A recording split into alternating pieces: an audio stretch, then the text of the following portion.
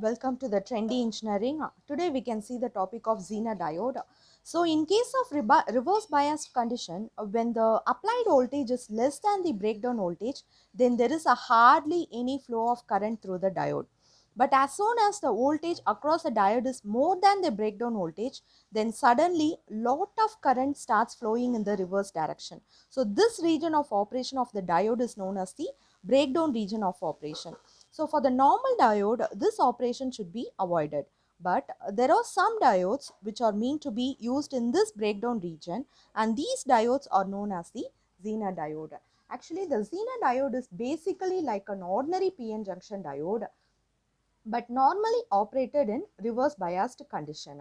So what is the difference between the normal PN junction diode and the Zener diode?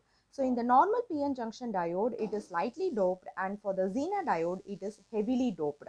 So that is why we have given the notation as P plus and N plus. So where we have a number of electrons in the N type and number of holes in the P type is more. So what is the symbol of Zener diode? So this is the symbol of Zener diode, where it is like a Z-like structure. So this is positive and this is negative, this is anode and this is cathode. So though it is going to be in a reverse condition, so the Z-like structure will be in a reverse. Okay. So next one is, what is the VI characteristics of the Zener diode? So if we look about this VI characteristics, so this is voltage versus ID, voltage in volts and ID in milliamps. So in the forward bias, so the Zener diode is going to be act as a normal PN junction diode, and for the reverse bias, we have the two effects. One is a Zener breakdown effect and another one is a Avalanche breakdown effect. So these two conditions we already discussed in the previous video. So if you want, means you go there and check it out.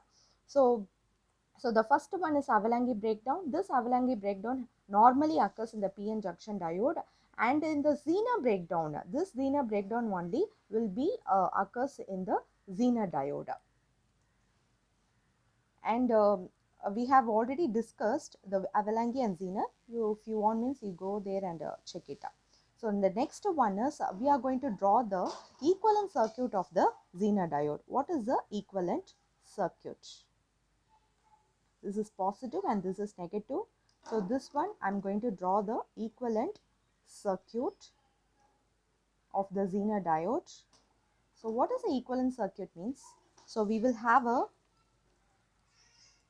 voltage and we will have a resistance RZ. This is positive and this is negative 0.7 volt. So this is for the forward bias. This equivalent circuit for the forward bias. So where we have a positive and negative RZ. If my RZ is very low, so I am going to neglect that RZ. So my equivalent circuit for the forward bias will be in this condition, and equivalent circuit for the reverse bias. So I will be draw the circuit, that is Zener diode will be in a reverse order, and in the reverse bias I will have the reverse voltage, Zener voltage and the Zener current. But in the forward bias I will not have any Zener voltage or Zener current, but I will have only the barrier potential voltage, that is 0.7 volt for the silicon and 0.2 volt for the germanium. And for the reverse bias, I will have the Zener voltage and the Zener current. So I am just including that Zener voltage and the Zener current. So in here I will have a VZ0 and RZ, and this is going to be my VZ. So if I apply a KVL or KCL here, so I will get the equation as VZ. This is my Zener voltage. So V is equal to V is naught. This is my constant voltage. This is my constant voltage. Here, this is a notation of the V is naught. Here, this is the V is naught. So this is my constant voltage, Zener for the Zener voltage, and plus I will be have the resistance. In here the current flow is IZ, so I will be writing as IZ into RZ.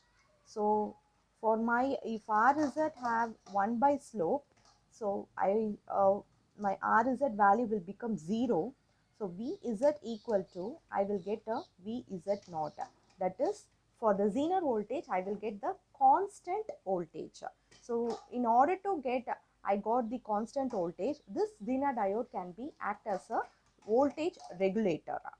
So next one is we are going to draw the circuit diagram of the Zener voltage as a Zener voltage regulator. So this is positive and negative, and this is your voltage source, and here I'm just drawing the, okay. So here I am not included any resistor. So due to that, if there is no current limiting resistor in series with the Zener diode, then suddenly an excessive amount of current which flows in the Zener diode, and in a way because of the excessive power dissipation, Zener diode may get damaged. So to limit this current, it is required to place the current limiting resistor, that is here in series with the diode. So according to the Zener diode, we will have a two current limitations. One is a minimum, this is one is a maximum current limit, and this one is a minimum current limit. Maximum minimum current limit, and this is a maximum current limit. So the Zener current lies in between these minimum and maximum current limit. So actually this maximum current limit is defined for the Zener, for every Zener diode. It means that the maximum current through the Zener diode should be less than this current. So, and if you see the data sheet, one more current is also defined for the Zener diode, that is a minimum Zener current. So basically this current defines the minimum current which should be required to use this Zener diode in the breakdown region. So whenever the Zener diode is used in this breakdown region, the operating current of the Zener diode lies between these two limits. Okay, so for any Zener diode, when the applied voltage is more than the Zener voltage and the operating current is in between this limit, so that is your IZK lesser than IZ lesser than IZKM. So, and the condition to operate in the reverse bias or condition to operate in breakdown region is, one is your voltage source, applied voltage source should be greater than the Zener voltage, and you know what is mean by Zener voltage, and the current operating current lies in between the minimum current and the maximum current. These are the two conditions for the Zener diode.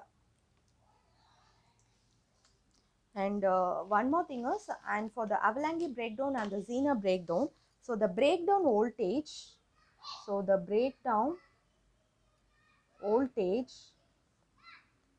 should be lesser than 4 volt for the Zener effect, and the breakdown voltage should be greater than 6 volt for the Avalanche effect. So quickly I'm just reviewing. So first one is Zener diode. This is highly doped or heavily doped. So P plus and N plus, this is a symbol of the Zener diode, and this is a VI characteristics of the Zener diode, where we have a VD volts and ID maximum, and we have a two things, one is a Zener breakdown and another one is Avalanche breakdown. So in the Zener breakdown, we have a Zener voltage and the Zener current.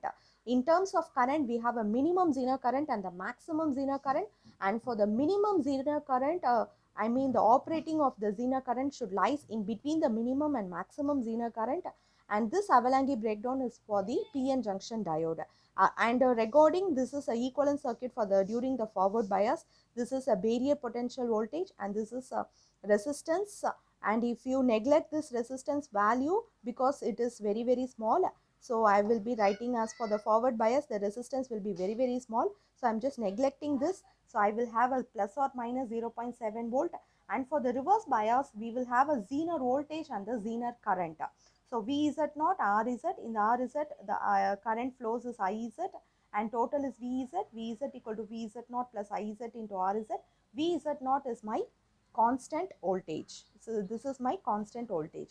So if R is equal to 1 by slope, then my R is will be 0. So my Zener voltage will be equal to the constant voltage.